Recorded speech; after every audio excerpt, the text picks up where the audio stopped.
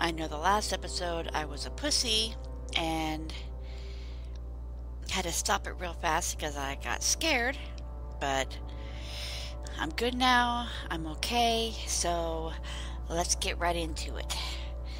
I kind of played a little bit through here and there, and I kind of turned on some lights and everything, and you know, yes, I was a pussy, so oh well.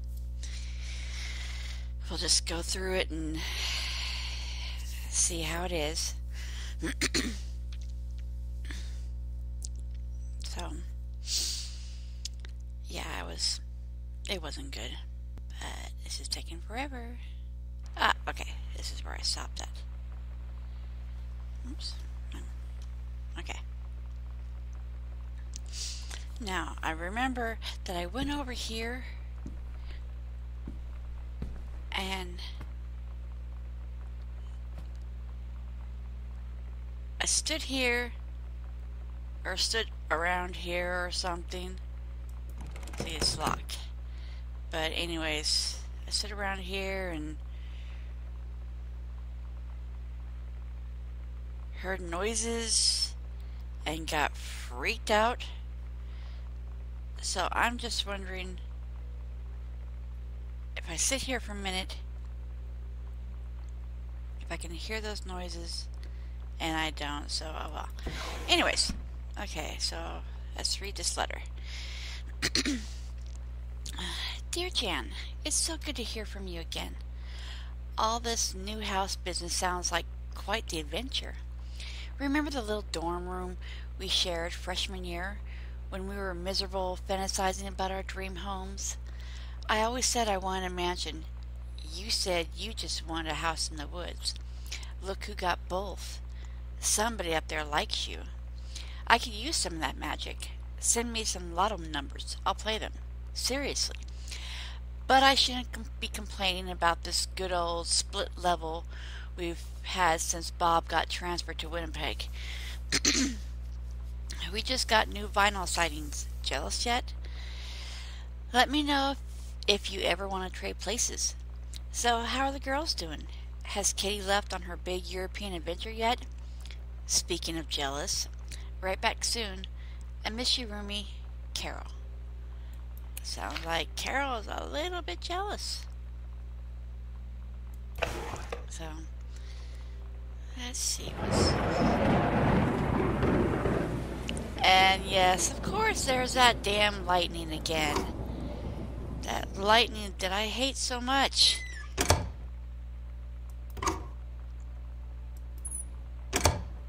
Okay, so let's move around here. I remember.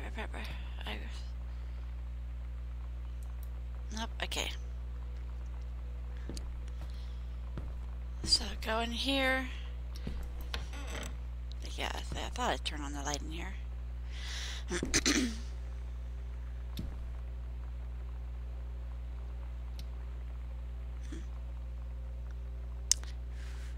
Front hall. There's jackets.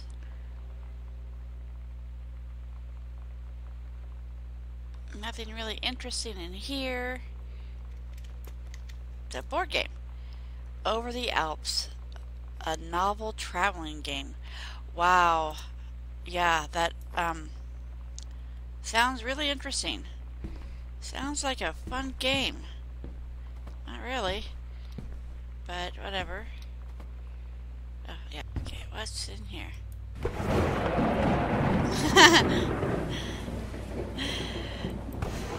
You know, I don't think I've ever been really scared of lightning or thunder or anything like that, but oh my god, in this game that thing just creeps me out. It is so creepy. I mean, I really honestly don't like it. I don't like the controls here either. Okay, anything in here that I can read? Nothing I can snoop around? Nope. Okay. Okay, so what were you writing? Okay. Oh. They say that a jack of all trades is a master of none. I have to disagree. Mastery is not a question of special specialization, but sureness of purpose and dedication to craft. If you happen to be in the market for a combination LD CD player, you'll be glad to know that Pioneer seems to share this particular something.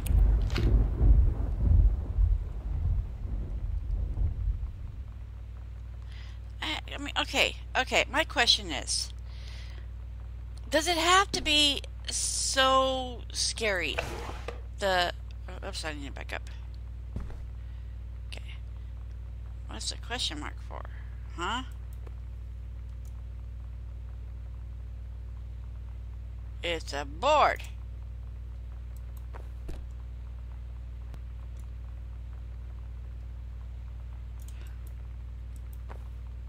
Anyways, does...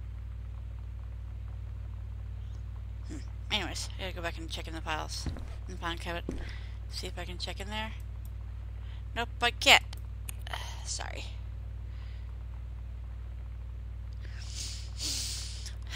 Anyways, is there like a... Can I get in there? Anyways. I mean, this game is still creepy. I mean, it's... I keep waiting for... like that. But for something to pop up... and scare the crap out of me... You know, I feel like there's not enough light in this game. But... they probably want that...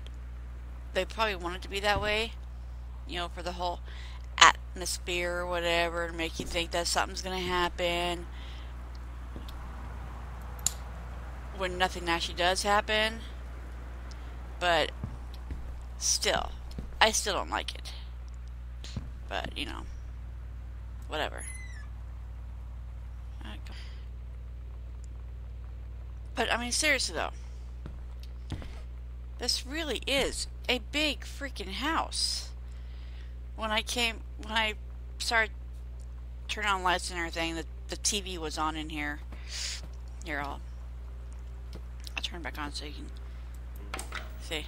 Dawn County, Tacoma County, and Wistaria County. There. Residents are strongly urged to stay indoors and secure all windows and doors. Flood conditions are expected at lower elevations. Okay, so there's this. That's not what I want. Okay, Haven. Okay, the edge of the world. This is Samantha's. Okay, I read some of these things and they're actually pretty cool. Captain Allegra looked off at the ocean. It went on forever, or so it seemed. Someday she could find the edge and get to the paradise there. Then she heard a cannon fire. Boom! It was a black pirate ship. She yelled, "I thought we lost them at the Horse Island." Shut up. The first mate said, "Looks like you thought too soon." The black ship came up along the side. Captain Black himself came out on the deck of the black ship. He yelled to Captain Allegra, "Y'ar never gonna find the edge. Thar ain't no paradise and y'ar father were a liar." Captain Allegra yelled back, "Then why do you keep following us, you imbecile?" The first mate yelled out, "We'll stop you, Captain Black. We'll find the edge of the world, and you'll see her father was no liar." The battle kept going until Captain Allegra's ship got away. "Now west," she said, and the ship sailed towards the sunset. It's cute.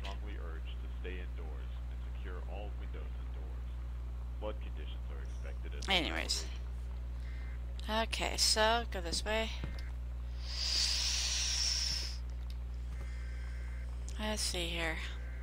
The Time Machine and Clue, Fantastic Voyage, and Top Gun. I remember recording 2 shows on one VHS, because I used to have, we had VHS, and I remember recording 2 shows on one. It was actually pretty cool. Let's see here. Listeners and are strongly dramas and urged to stay the end indoors drama. and keep. Hey, are you the new girl, Sam? I'm Tommy. I'm at the back behind you. Wave if you get this and write back. Hi, Tommy. Yes, I'm Samantha, and yes, I'm new. What's up? I just thought since you're new, maybe you could use a friend. I don't have a lot of friends either, and so I thought I'd ask something. If you don't mind. Do you mind? Yes or no? No, I don't mind. What do you want to ask? Was it just your uncle who went psycho, or does it run in the family? Oh my god, what an asshole! Fucking Tommy, you're a dick. I wouldn't want to be your friend now.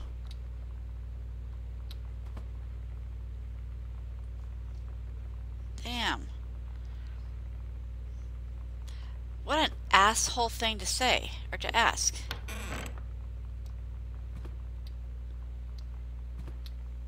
Okay.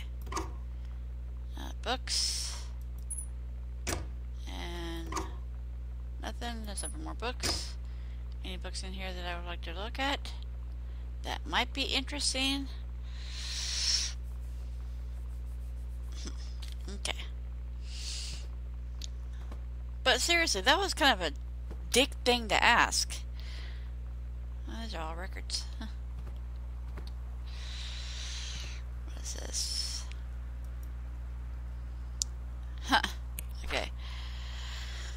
The early morning of September 1st, 1939. Essa Glatz stares out the window of the train as it travels from Vienna back to her home village of Wolin in Poland. As the train rumbles along and the sun rises over the countryside, she can only think of her dear Borislav, the boy she is engaged to wed.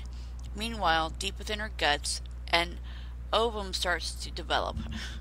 Essa's train approaches its destination. Her heart races. The lining of her uterus is getting thick and soft. God. As Essa steps off the train, her eyes dart quickly across the gathered crowd. Then, there, her dear Boris, still in his baker's smock. He must have dropped his early morning duties at his father's shop to come meet her. Her heart skips a beat. The ovaries releases the ovum. It travels through the fallopian tube. Over the wheezing of the steam engines, a deep hum growls. It's coming from the sky. Dark shadows pass over the station. A whistling sound. Essa, her thoughts, only a second faster than bombs, reach out towards her dear Boris across the crowd. Their eyes lock, and the moment freezes. The flash and smoke envelops him almost instantly. In the assault by German forces, almost 75% of the people in her hometown were killed. The rest, including Essa and for a time Borislav, huddled in a half-destroyed church. He is blind. His legs are missing, bandaged with torn bed sheets. Essa's egg will not be meeting a sperm. It dissolves. About 2 weeks later, Boris loses its grip on life. Essa has given up her rations to keep Boris alive.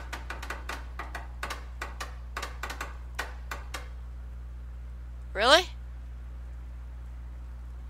Okay, anyways, that's kind of creepy. Essa has given up her rations to keep Boris alive, but in the end, nothing can save him.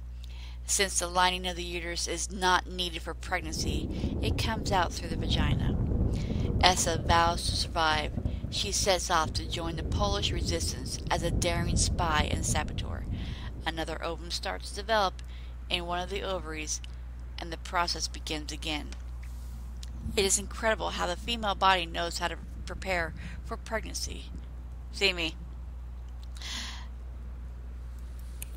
Funny. That's actually funny. Anyway, so there's that thing that she wrote. I don't know, she's kind of funny. The textbook. And a newspaper. I'm not gonna bother looking at the textbook, so I'm just gonna keep walking. It's a record player. Let's see here. And there's a lightning again, or thunder. Okay, and I'm not playing that for copyright benefits, purposes, whatever. So, I don't know. What is this?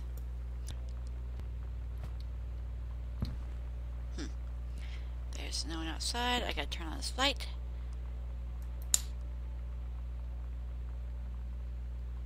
Let me see. And it's locked. Let's look in the trash can before I look in the drawer. Katie, please, whatever you found, don't tell Mom and Dad. The attic. Okay, whatever. What does it say? Katie, please tell Mom and Dad. Sorry about the stuff that's missing. Sam. Okay, so I need to.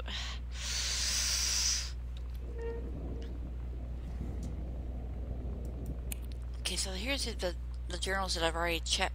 When I went through it a little bit, I've already listened to these, so I'll listen to them right now again.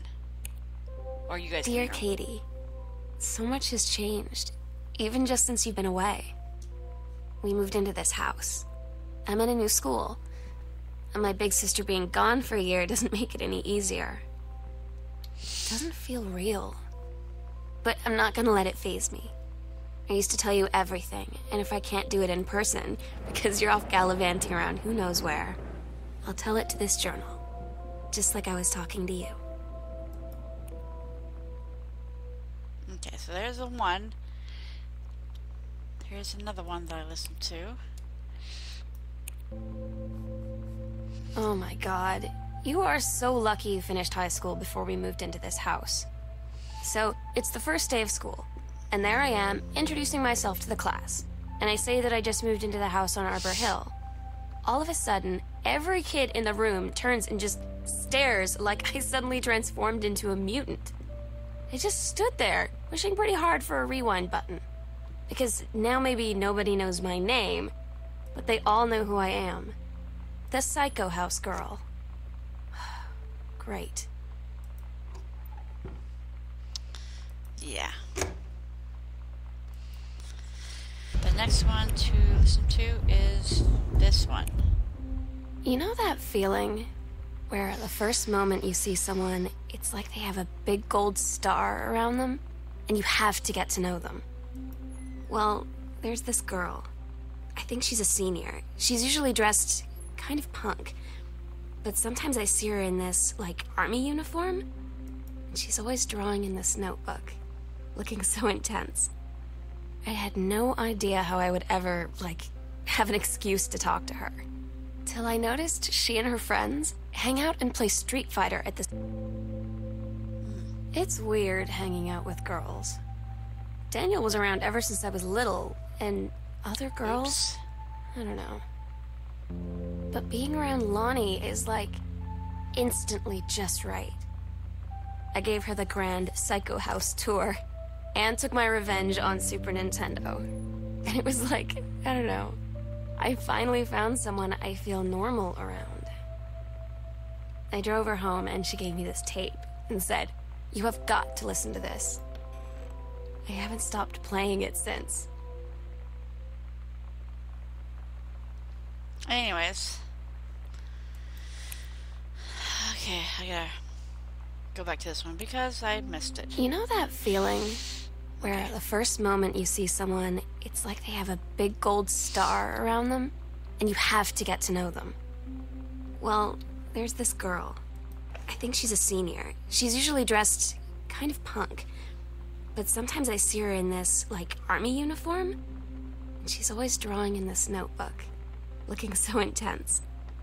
I had no idea how I would ever, like, have an excuse to talk to her. Till I noticed she and her friends hang out and play Street Fighter at the 7-Eleven every day after school. Okay, so there's that one. Since you're probably gonna be music that I can't play. We're so cool, yeah, yeah. Yeah, we're so cool, cool. We're so cool, yeah, yeah. Fuck you too, cool schmuck. Okay, yep. Can't listen to that. So, oh, what is this?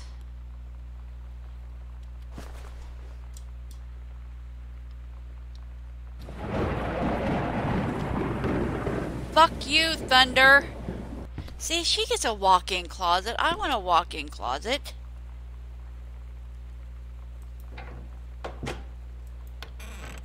There, okay, I'm moving it that way. I want a walk-in closet.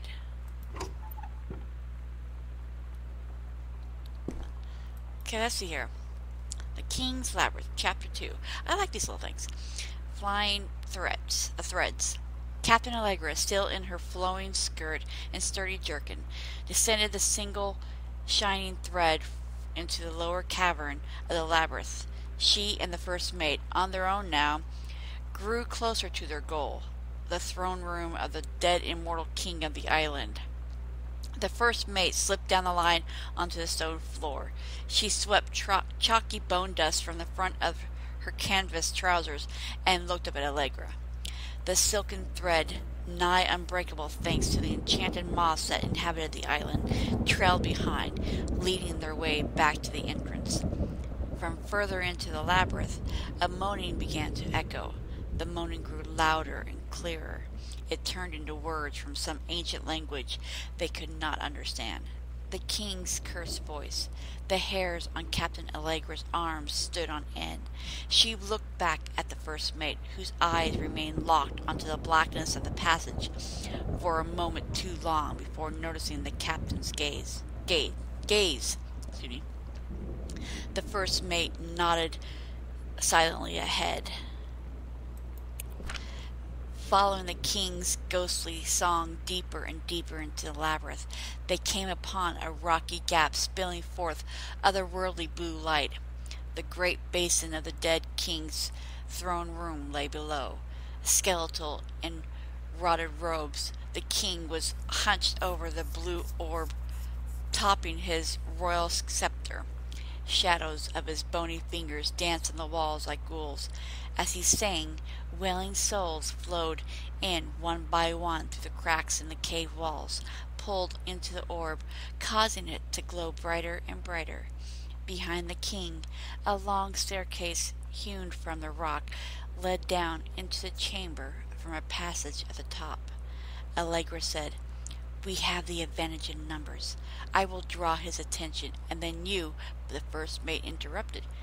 "No, I'm smaller and quicker, and you know of dealing with mystic energies like these. I will circle to the other side, get the king's attention, and lead him on a merry chase." She held up a silk line. "All traces by this invincible thread, of course." Allegra said, "It is a good plan, but perhaps we should go together." The first mate shook her head. "You know this is our best chance. Don't be afraid for me." They grasped hands and exchanged 3 tight squeezes, their palms growing warm. The first mate tied the shiny thread to the belt of her trousers, gave a quick salute and a wink, and dashed off. Allegra waited, staring vigilantly across at the top of the stairs where the first mate was to appear. The king continued his, "Wait, no, no!" The singing stopped. The king turned and began walking up the stairs. Allegra wanted to call out, to do anything to stop the first mate from running headfirst into danger. She tried tugging on the line to signal her. No use. The king was nearly at the top of the stairs when the first mate burst through the passageway. She skidded to a stop. Even from across the yawning basin, Allegra could see the first mate's eyes grow wide. She turned and ran. Summoning his undead power, the king left the ground, levitating, gliding behind her with distressing speed. From some dark passage from some dark passage much too far away, Allegra heard the first mate's scream. She was already running toward the sound. The line in Allegra's hand went taut, then shuddered. It fell slack to the stone floor. As Allegra ran, she was gathering line, twisted around her arm. She came to its end, the unbreakable thread dangling simply, its end shredded and frayed in her hand. She tossed it to the ground and ran. That's pretty cool. I like that. It's a pretty good story.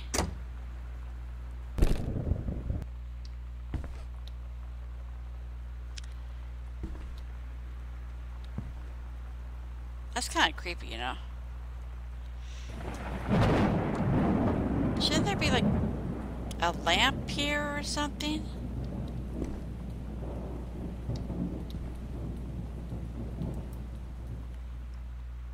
Hey, Sam, do you want to see Pulp Fiction after school at the Coliseum? It came out last weekend, and Todd won't shut up about it. So either it's good, or we can make fun of him for liking it. My mom is supposed to cook dinner for us tonight for a change, but I can just ditch it out on it probably. What time? Also, isn't that movie supposed to be really violent? Am I going to barf? According to Todd, it is pretty hardcore. I guess Uma Thurman gets stabbed in the heart with a heroin needle, so that's kind of hilarious. Also, something about cheeseburgers is important. Todd wants to see it again. 7:15, okay? Don't barf. Bleh. Nice drawing. Man, this chick Lonnie draws pretty well. Ha ha ha. Alright, see you then. She's pretty good. I know that there is a light here somewhere. There's gotta be one here somewhere. But I'll open this door.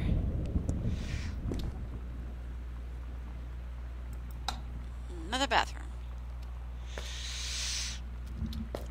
Yeah, and there's really no mirrors anywhere. Band-aids. Put it back.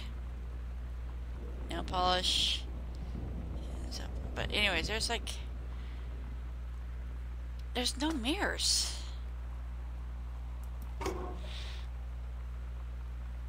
It's like, I mean, seriously. Oh, that's a tool of rolls. I don't need the rolls.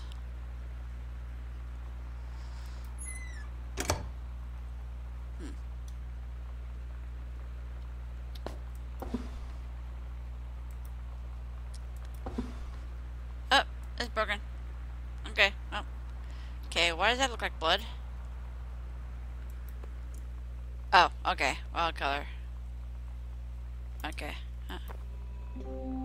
Lonnie brought her hair dye over today. She said, I need to fix these roots. Think you could help? Dyeing hair is weirdly intimate.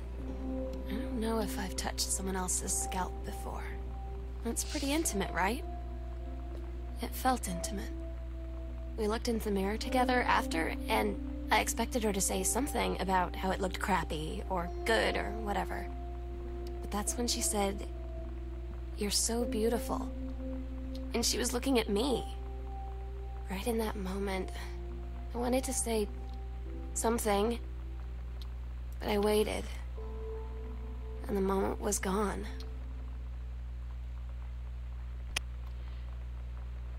Okay, that's right. Anyways, so that's in the hamper.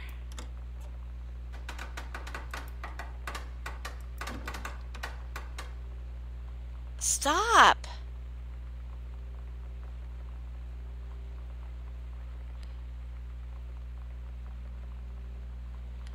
I mean, really, come on.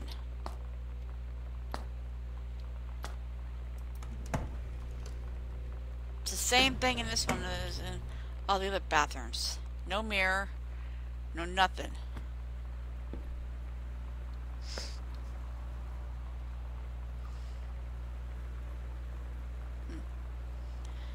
Nothing in here. There's nothing.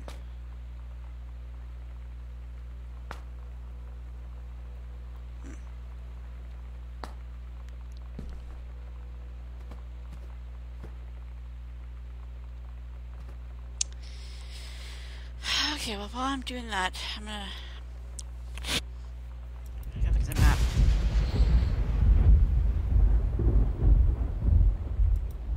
Okay. So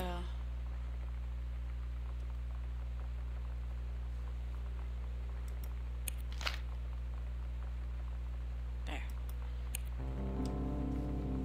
When you live in one place your whole life, your next door neighbor is kind of like your default friend. And Daniel only got weirder over the years. So moving away has been a good excuse to, like, not see him anymore.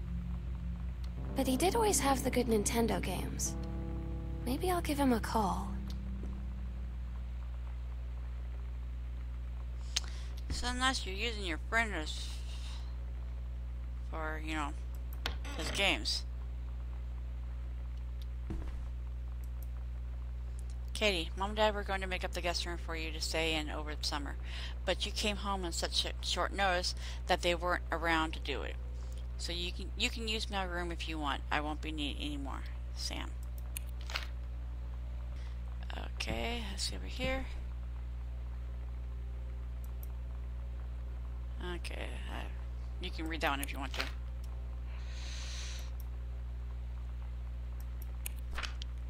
Okay, sighting journal, October 31st, 1994, 1:19 a.m. Tall shadow in the upstairs hall. When I rounded the corner, no one was there. How tall was Uncle Oscar? Note, I was not wearing my glasses. September 3rd, 1994, 12:44 a.m. A faint voice coming from the bottom of the stairs. I said hello, did not investigate, probably the furnace. September 9th, 1994, 4:11 p.m. Poured milk from carton in fridge. It was spoiled. Pretty sure I read that spirits can sour milk. Milk was just bought yesterday. Moo. Also ghost milk. That's funny. October 9th, 1994, 11:24 p.m. Lonnie says she feels a presence in the TV room. I suddenly began to feel cold. We build a protective pillow fort. October 22nd, 1994, 11 p.m. to 12 a.m. Lonnie and I employ Ouija board as a medium. Disturbing messages are conveyed from the other side. Oscar is definitely here. October 28th, 1994, 10 p.m. to October 29th, 4 a.m. Enlisted Lonnie to stay up all night and help patrol premises, recording any signs of otherworldly presence. Lonnie reported many sightings, but all remain unconfirmed. Possible ectoplasm in attic, probably leaky roof. Sample taken just in case. Probably due to leaking. Despite our best efforts, we both fell asleep around 4 a.m. All in all, a successful night.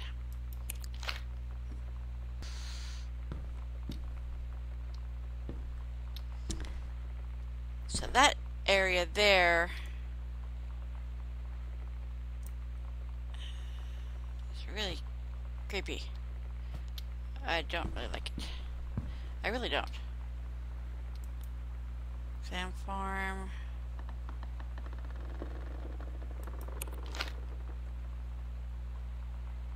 Okay, I don't like that sound. I mean, come on. It's just really creepy. Okay, let's see here. Sound map. Lonnie, holy crap, I was in the library and I noticed something in the corner and I found a secret passage and it had Oscar's creepy old stuff in it. Oh my god, I've got to see this. We're skipping 6. So, okay.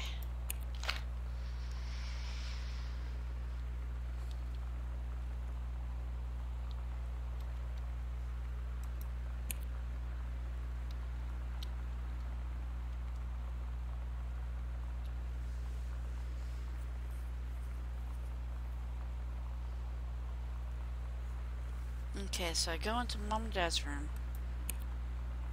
Okay. Okay, so go back into Mom and Dad's room. Let's see here. I'm gonna have a cookie.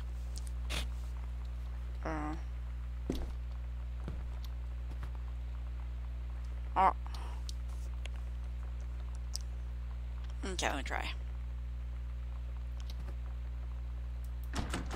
Okay, it's locked. Good. Sam's dark room. Do not enter if red lights are on. Okay. That's fine. I don't want to enter it anyways. Nope, that's that. There's Mom and Dad's room.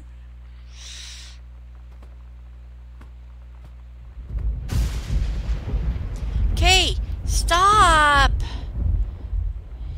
You always freaking make me jump every time you do that. Stop. God. Tired of it. Okay, no, I don't care about that.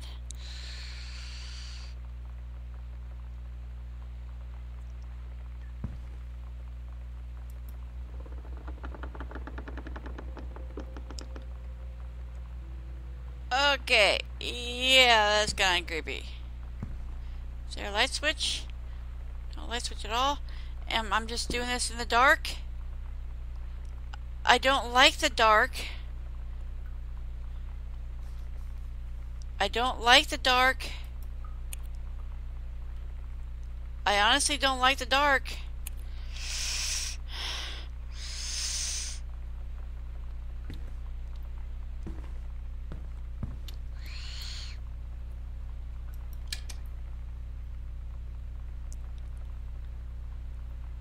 Oh, that's worse. Shit. Okay. Ghost hunters. Okay, hidden compartments bound. 3, library, upstairs hall, and foyer. Evidence. Okay, so.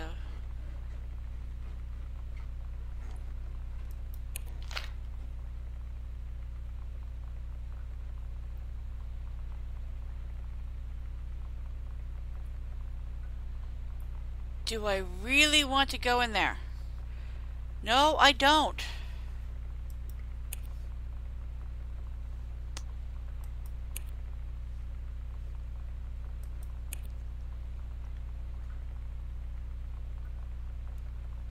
Oh, I can go back.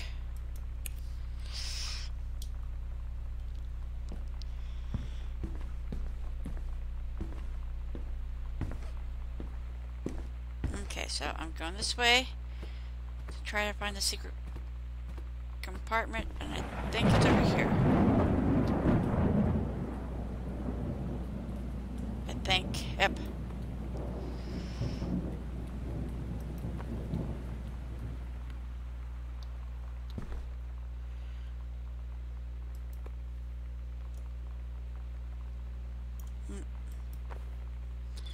Ouija board, what is this? Hello? Hello? Who are you?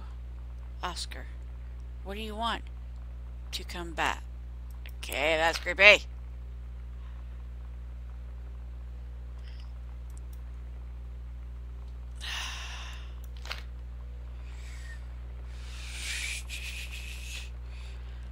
To Mom and Dad's room.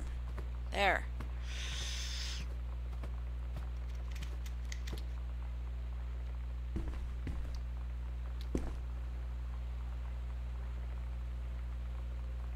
I really do hate this feeling because I feel in fact right now I'm actually getting the chills. Whew.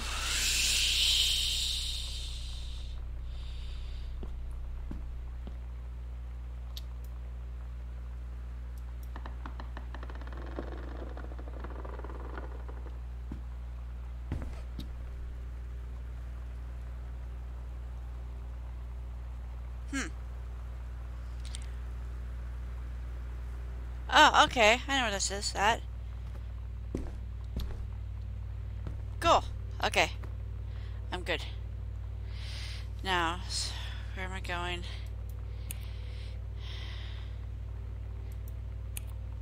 Okay, so I got that one. I'm in Dad's office. So... okay.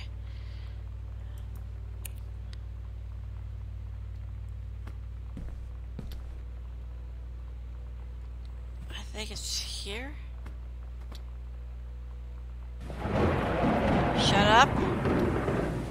Yep.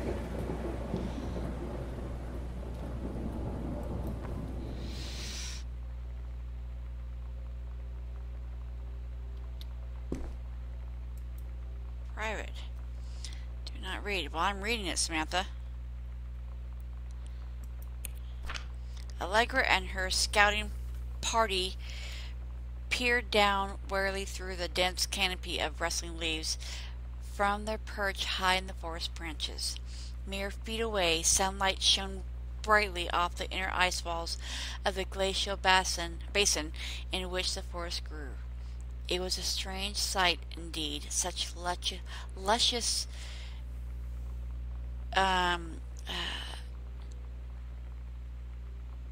juxtaposed, I don't know, with the rigid ice formations. Allegra leaped forward without hesitation, bounding through the high branches. The first mate had been captured by the Green Glacier's Amazonian tribe. His life hung in the balance. We have to hurry. Allegra's party followed behind, moving quietly as a breeze through the greenery. Allegra landed in the clearing and shouted, "Stop!" She saw the green Amazonian up on her pedestal, reaching for the lever that would drop her first mate into the vat below. She shouted, "No!" and flung her saber at the Amazon's reaching hand, but it was too late. The first mate screamed as he fell toward the water, then splashed down, and all was eerily silent. Wait a minute, I thought the first mate was a girl. She must have gotten a different first mate. Allegra looked on, frozen in fear and remorse. She had been a moment too late. But then, from the vat, something began to emerge, a head of dark brown hair. Allegra saw the first mate had changed. He was no longer a man at all. In fact, what looked back at her were the eyes, the face, the hair, and hands and body of a woman. Still the first mate's clothes. Still in the first mate's clothes. Still the first mate, she spoke in a soft, clear voice. "Captain?" The Amazonian queen said, "She is one of us now. She is ours." Allegra drew her magical flintlock pistol from her belt, and her crew readied their swords. Allegra glared into the queen's eyes and said, "That's the love of my life. You can't have her." Ah, pretty cool. Okay, so there's the second one. So I can go back to the room.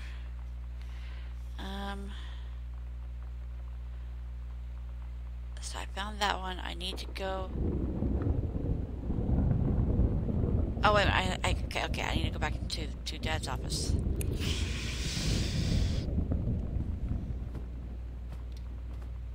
Where's the door? Where's the door? There's the door.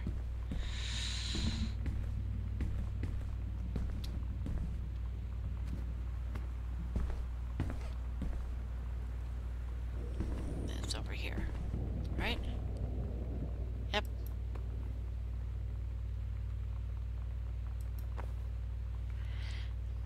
Oh, I gotta look at that too. Okay, anyways, what is this?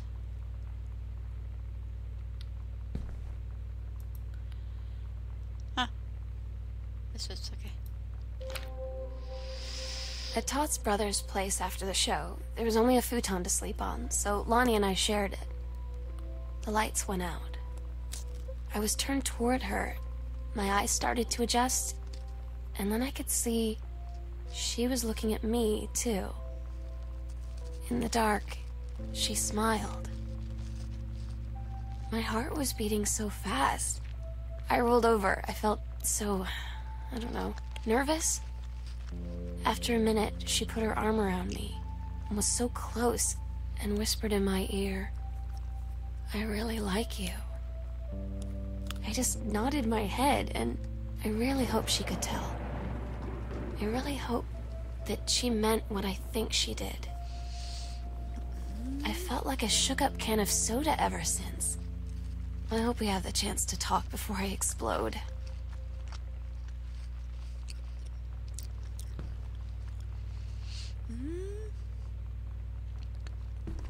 Thanks, Sam's in love. Okay. Dear Terrence, David asked me to write you. Okay, yeah. Look through your old stuff and start summoning reviews like that again. Then everyone will be happy.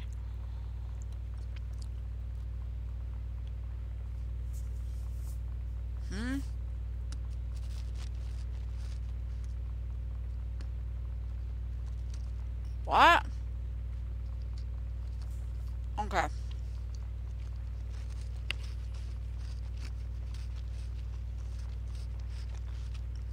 Okay, I gotta read this. Okay. Sorry, just ate a cookie. Dear Terrence, David asked me to write you regarding reviews you've been submitting the last few months. Frankly, they're becoming more trouble than they're worth from an editing standpoint. There's a word limit. It's your job to stay under it, not mine to cut back to it.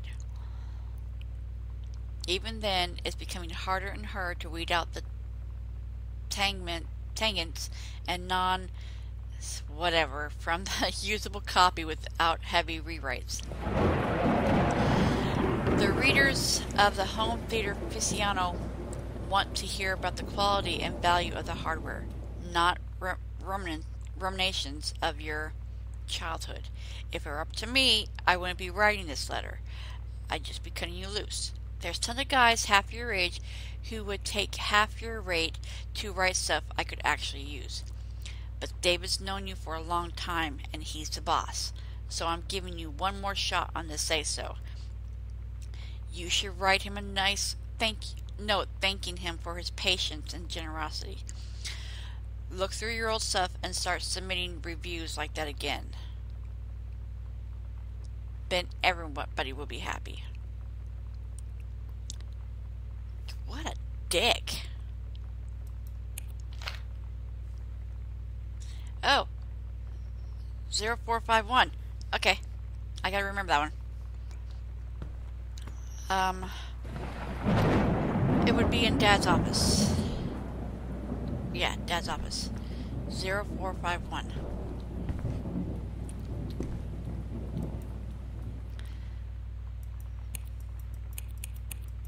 Zero,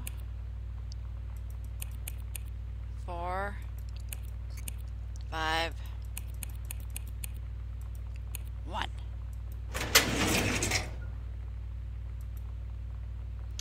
Please find enclosed your original document and a typed copy of your records. The notarized copy has been filed in our offices. Thank you for entrusting our firm with this matter. What the hell happened? Oh wait, no. I can read the whole thing. Will and Testament. I, Oscar Mason, possessing full competence of mind and memory and full... Okay.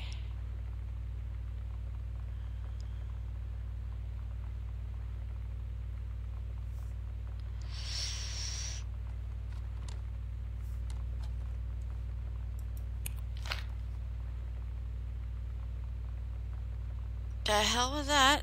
See, that's the thing I don't like about this place. There's too much noise.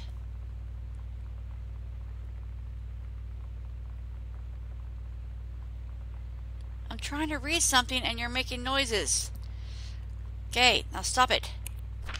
Okay, the following shall hold true upon my passing. I declare that I am a lifelong resident of Boone County, that I am unmarried and have no children. I declare that I have no outstanding debts to my name to any creditors living or dead. I do hereby bequeath every item of value of which I may die possessed, including the dwelling and surrounding areas located at Arbor Hill, as well as any and all personal property and money accounts to my nephew, Terrence L. Greenbrier, Jr. of Ellis County. In the events that said Terrence L. Greenbrier, Jr. should predecease me, then and in such event, the bequest to him shall fall, and the same is bequeathed to his children, as ordered by age and competence as suitors of the estate. I subscribe my name to this will this 13th day of August 1973. Signed, Oscar Mason.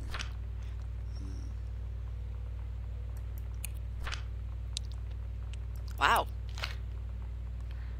That's pretty awesome, Oscar. Thanks.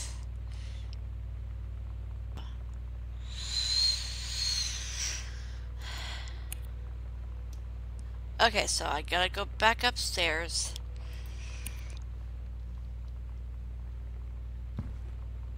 Oh, I can...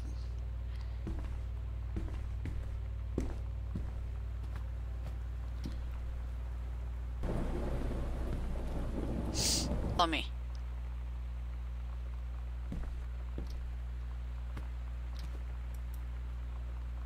Oh wait, hold on. Cancel. I need to figure out what it is. It is 0, 50, and then 1. Okay.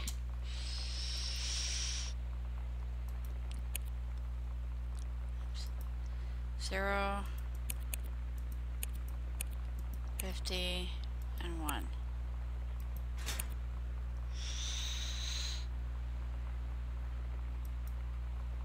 Ooh, there's Lonnie. Lonnie came over today, but everything was different. She was sitting at my desk chair, and she wouldn't look at me. Finally, I asked her what was going on. She said she felt like she'd done something wrong that night in the city. Like I must think... But I said no, there was nothing wrong. I just wanted to say... But I couldn't find the words. I felt like I was gonna cry, but I wasn't sad. She got up and sat next to me on the bed. I looked at her. Lonnie, do you think you could ever... And that's when she kissed me.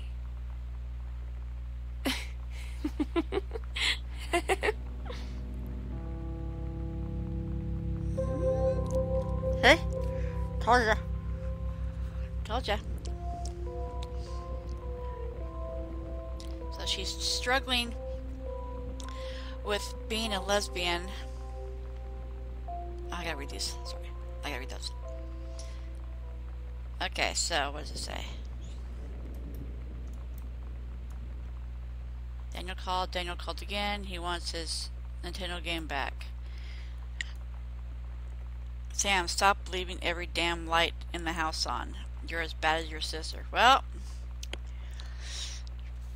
sorry, that's what I'm doing.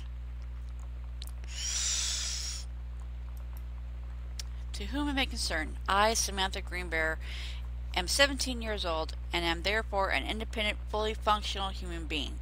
The fact that you still forbid me from going into the city on my own is, frankly, absurd. Compare with Katie, who is only 3 years older than me, and yet you allowed her to go all the way across an ocean to another continent on her own. Stop doing that. I just wanted to spend an evening in a normal, totally safe city on my own, like a human being. And since you may also remember that I have my own car now, you cannot really stop me. Warmest regards, your daughter, Samantha. Wow. Someone's a little cranky. Damn, Sam.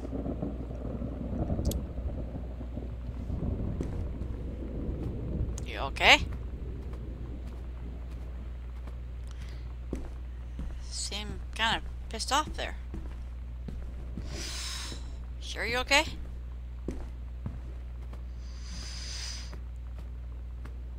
I could have gone through the secret room, but I just didn't want to. Nope, that's not the right way.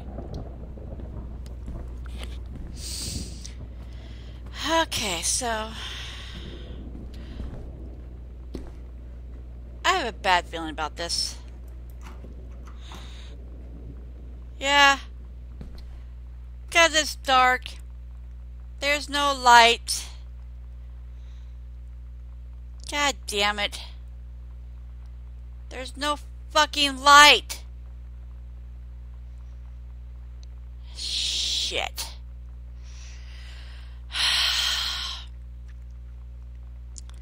God damn it. There's no fucking light. Okay. I have my cookie. I'm gonna take a bite.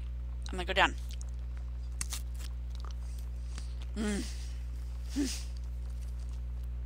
Okay, here I go.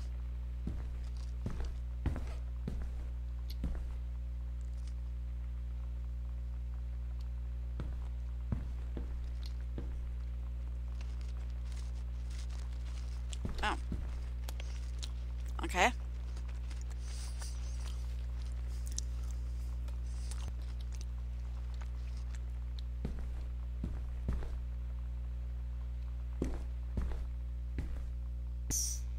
Are you serious?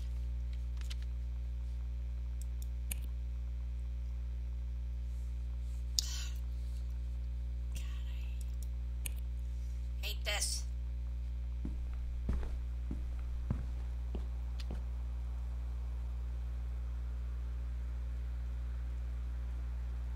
Okay, that kind of creeped me out right there.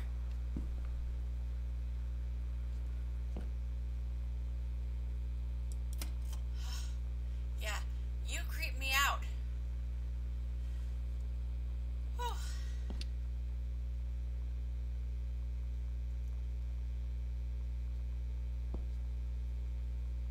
Okay.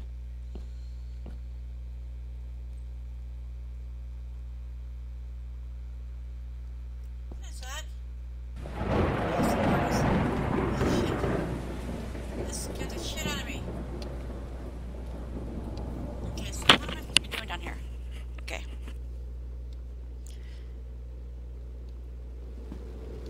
It's a furnace.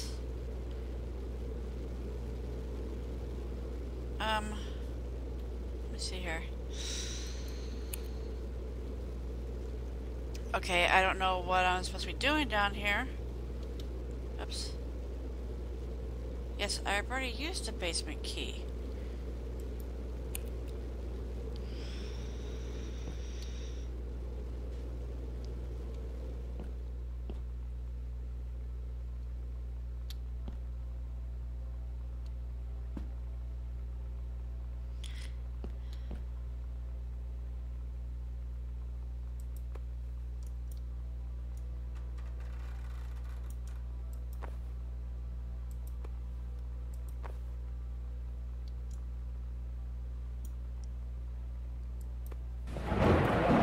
Okay, I want to read it.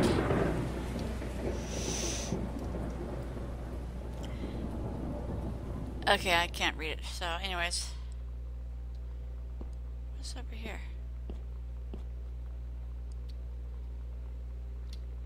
Okay, I want to get in. I want in. There.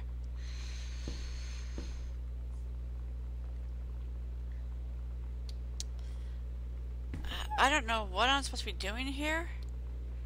Oh, what's this? Girl Scout, the band formerly known as Cub Scout. Set list. Role model, okay, well, whatever. Todd's band lost their singer. Todd said he sucked. Lonnie said he got sick of Todd's shit, and he was complaining about needing a new singer. So Lonnie was like, I can sing. And they were all kind of like, you can? And she was like, probably. But she's been rehearsing with them for like a week now. And I finally got to see them play in Todd's basement today. And she's actually really amazing. I feel so proud when she's on stage. It's incredible being in awe of someone you love. So everybody knows it's like a temporary situation till she ships out in June. But till then, I'm gonna be at every single show.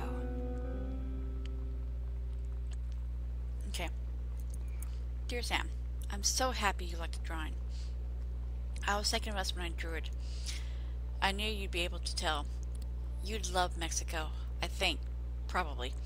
The nature here is totally different than back home. I keep thinking about Allegra and the first mate lost on a mysterious island where even the plants are out to get them. And then I think of them together, out there in the wilderness, together. And I start thinking of you again.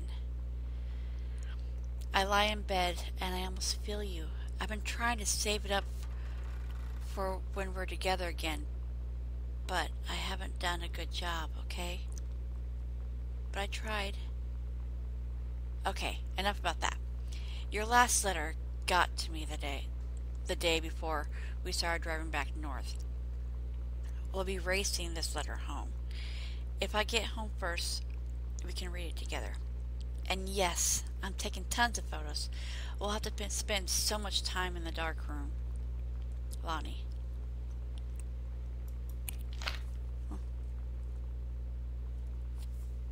Where you at? Oh, come on. Come on. Huh, okay.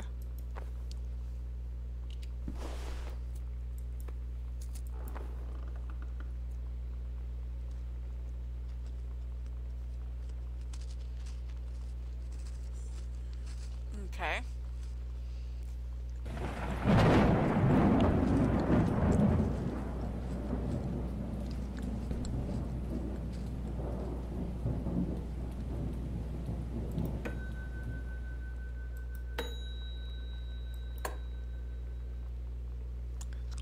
Okay, better.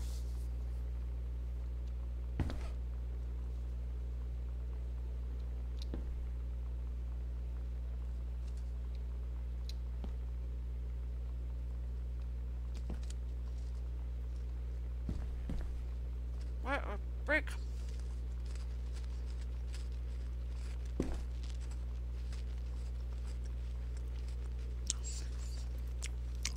Where are the damn lights?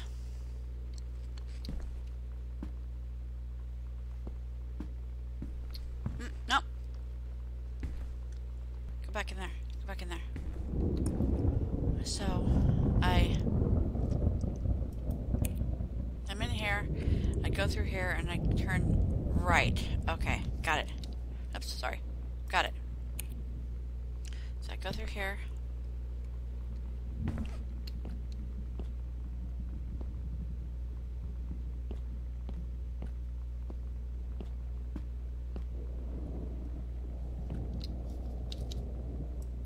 Where the hell am I? Okay. There should be a door here. No? Huh? Okay, I am freaking lost. Oh, there's garbage in here. But I can't read it. Damn it. Okay, so what am I supposed to be doing? So I go in here. There's no light.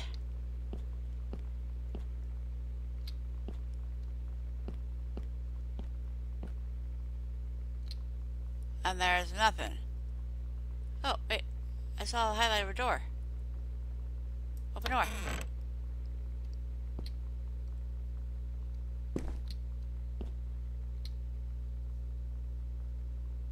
I saw the string. Where's the string?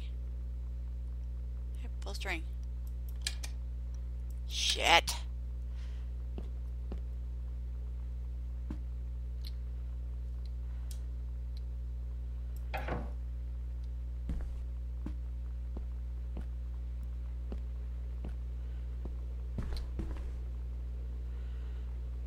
Okay, so I can't do anything in there. Good thing, because it was too fucking dark. I didn't like it. So what am I supposed to do? Okay, so I'm downstairs. I'm in the storage. Shut up. Okay, so I did that one, and I did that one, and I did that one.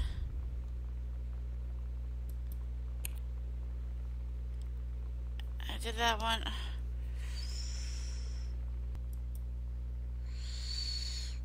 Oh, dear Samantha, congratulations. I am pleased to inform you of your admission to the creative writing track of the Reed College Summer Program for Young Scholars for its 1995 session. We believe you have much to contribute to the Reed College community.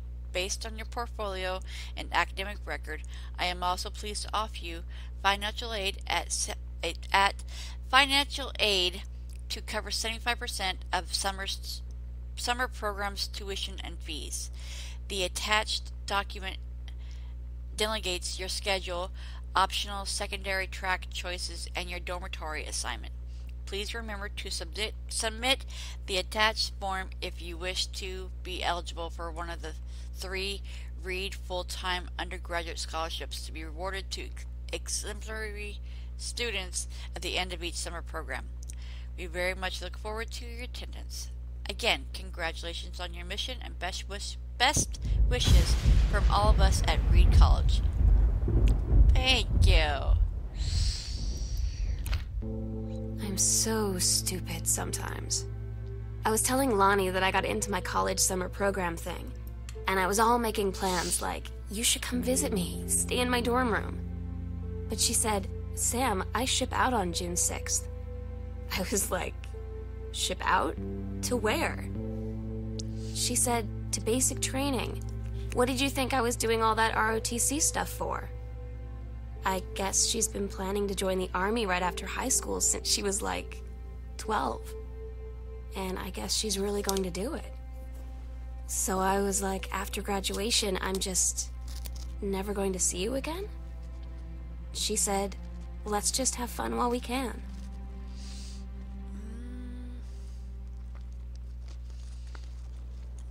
That sucks.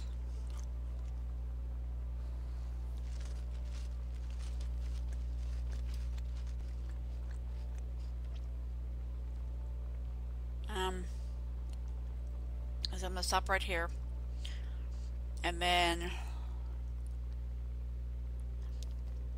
I got stuff to do, so I will check back later, play some more later. So anyways, you guys have a good day, evening, whatever, afternoon. Anyways, have a good one. Hit like if you like it, and if you want to, subscribe. So hopefully I'll be doing some more. Really enjoying recording all this stuff. So anyways, have a good day, and I will see you guys and talk to you guys later. Take care. Bye.